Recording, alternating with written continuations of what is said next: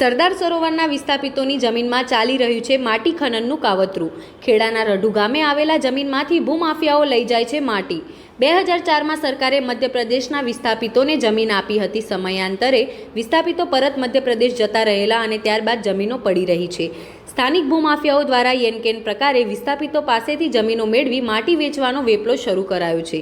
તાજેતરમાં ગ્રામજનો દ્વારા કેટલાક ભૂમાફિયાઓને રોકતા મામલો પોલીસ મથક સુધી પહોંચ્યો હતો, જેમાં ઉલટાનું ભૂમાફિયાઓએ ગામના આગેવાનો વિરુદ્ધ ફરિયાદ કરી હોવાના આક્ષેપો લાગ્યા છે।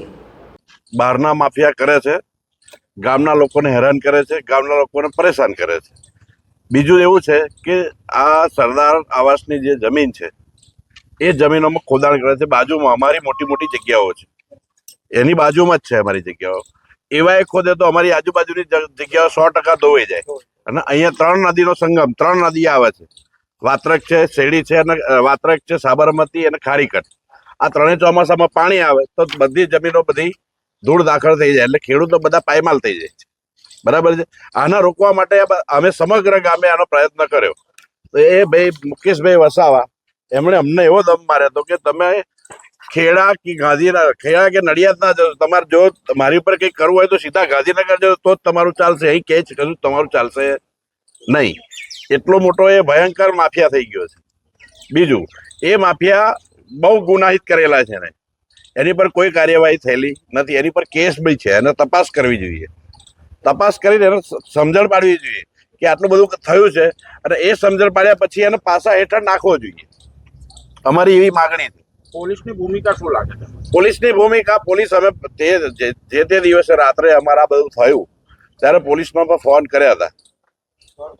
1.5 કલાકે પોલીસ અહીંયા આવી હતી। ખેડાથી રડુનો 10 મિનિટનું અંતર છે, 1.5 કલાકે પોલીસ આવી હતી।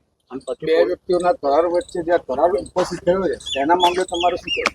મારું કહેવું એવું છે કે આ જમીનમાં સરકારે નક્કી કરેલી વસ્તુ છે કે આ ખાલી ખેતી કરવા માટેની જમીન છે, એની પર કોઈ બીજું કશું કરી શકે, એની અંદર કોઈ પ્રવૃત્તિ કરી શકે નહીં।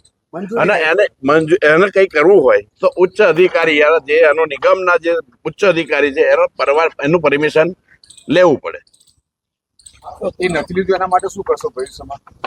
એ નથી એને પરમિશન લીધું નથી, પરમિશન એમ મળવાની નથી। સરકારનો કાયદો બનાવેલો જ છે, એ મેં તમને આ બતાવું જ છું, તમે જોઈ લેજો। પછી 100% ફોજદારી રાહે એનો ગુનો થવો જ જોઈએ।